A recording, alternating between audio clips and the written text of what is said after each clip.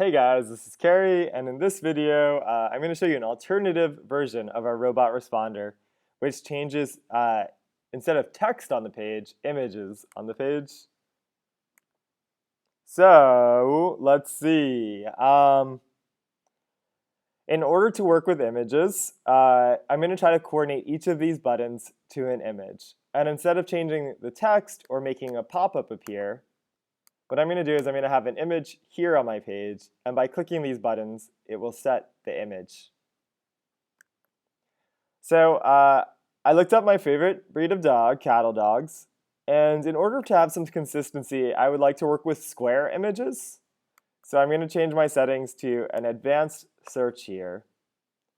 And any aspect ratio, I'm going to change to square. So then I'll do an advanced search.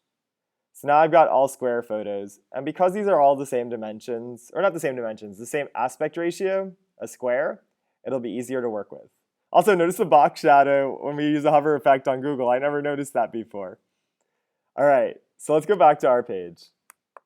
So because I want to work with buttons or images here, I'm going to put my image inside of the div. So I'm going to type img and then tab. Now I'm going to not fill in the source, and I'm not going to fill in the alt. And I'm going to do a refresh here. And you'll notice that the page doesn't change very much. So then what I'm going to do next is I'm going to use the buttons so that when I click the buttons, instead of displaying text, it will set the source of this image to different pictures of cattle dogs, depending on which button is pressed. So let's see how we do that. Now that we've got the element on our page, I'm going to give it an ID so it's easy to interact with the JavaScript. And I'm going to give it the ID of image. Now I'm going to switch over to the JavaScript. So the same way that we selected the buttons in this video, in the previous video, in order to interact with that image element, although nothing is in it yet, we do need to select it. So let's say let image equal document.querySelector quotes hashtag image. And by selecting the image elements, now we can actually set the source of that using our JavaScript code. So let's interact with the image. So when we click Amazing Job, instead of alerting out this text, I'm going to say go to the image and set the source of that image equal to whatever I put in quotes there. So to find the image source, let's see, which of these guys is like a happy cattle dog? This one right here. So I'm going to click this image, and just like if I were adding the image normally, I'm going to do a control click here, and I'm going to copy the image address. That will give me the location of the image online. But instead of putting that image address as the source here, I only want that image to appear when we click the button. So I'm going to say set the image's source to this when they click the button. So let's see how this works. I'll give this a refresh. Amazing job. You did an amazing job. And then we've got a giant picture of a cattle dog. So the next step is going to be, let's go into the style. Actually, before we do any styling, let me delete the alert. I'll just leave the image.source thing. So now when I click it, it doesn't alert anything out. It just makes the picture appear. And I'm just going to do the same thing to this button here to make sure that this is working as well. So you're the best. This cattle dog looks like he's saying you're the best. And he's super cute. All right, so we'll do a control click. Actually, before I do that, I added this new tool to change the source of an image to our toolbox. So let me show you how to use it from the toolbox.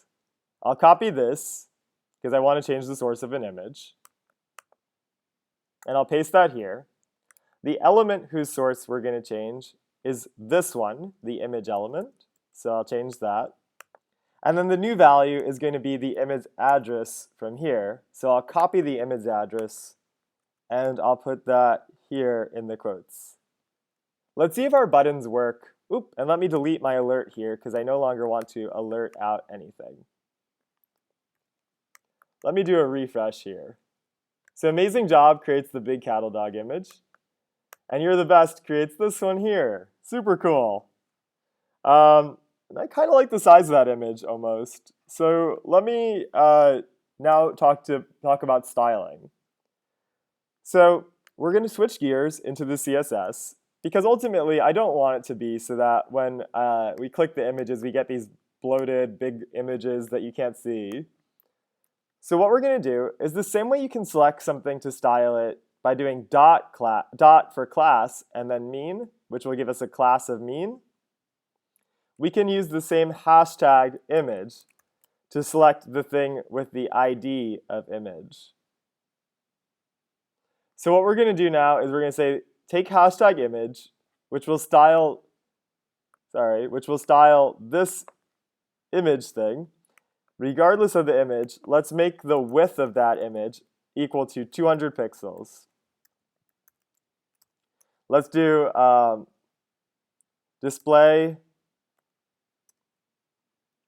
Oh my God, how do I center an image? Display block margin auto in order to center it. And now let's do a refresh. It's an amazing job. You're the best. Woo, you're the best. And we have these cute cattle dog pictures, and maybe 200 pixels is actually too small. Let's do 300. And, that wasn't resized yet. There we go. You're the best. And we have a nice little app here that displays different pictures depending on what we click.